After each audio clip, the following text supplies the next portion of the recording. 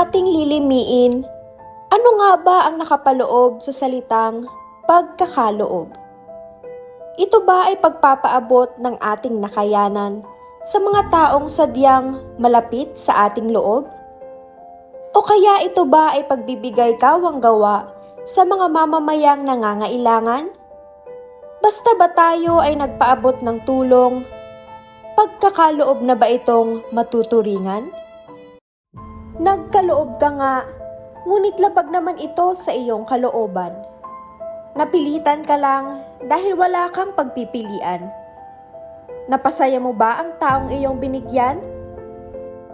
Gayon din, ikaw, ano ba ang iyong naramdaman?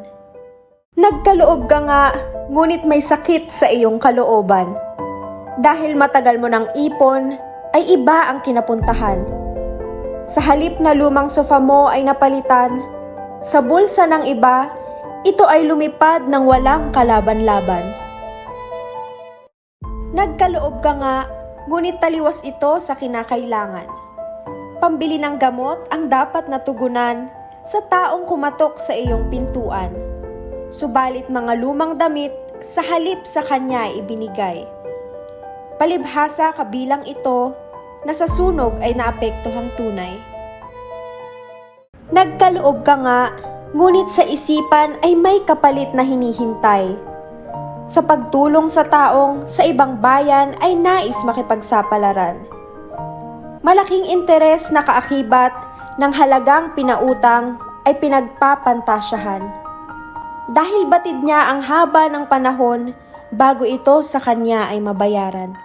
Nagkaloob ka nga, ngunit hindi dahil sa nais mong siya ay matulungan, kung di wala lang sa iyo kung matugunan man ang kanyang pangangailangan. Deadma lang ang iyong pakiramdam. Tumulong ka ng walang halo ni katiting na pagmamahal.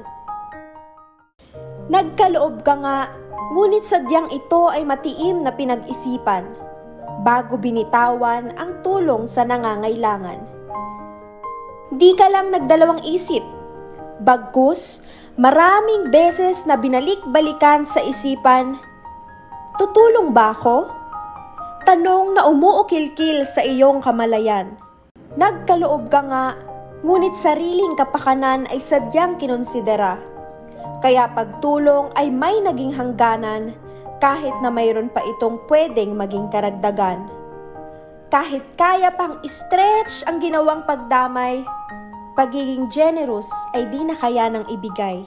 Nagkaloob ka nga, subalit kung ano lang ang sobra, ay iyon lang ang iyong inilaan sa iyong kapwa na lubhang nangangailangan. Ayaw mong mabawasan ang iyong kayamanan na hindi mo naman madadala sa iyong kamatayan. Ang buhay ay maraming kabalintunaan, lalo na sa pagkakaloob sa tunay nitong kahulugan. Kusang loob na pagkakaloob at bukal sa puso at isipan na may kagalakan at kasiyahan na nararamdaman. Ibinibigay sa kapwa ang tunay niyang kailangan na walang anumang kapalit na hinihintay. Pagkakaloob na may kalakip na pagmamahal na tunay at ibinibigay ng walang pagdadalawang isip at pag-aalinlangan. Tulad na lamang ng pagkakaloob ng buhay para sa ating kaligtasan, masagip lamang tayo sa ating mga kasalanan. Walang kondisyon, sadyang ibinigay ng may buong pagmamahal. Pagkakaloob na dapat nating tularan ng walang alinlangan.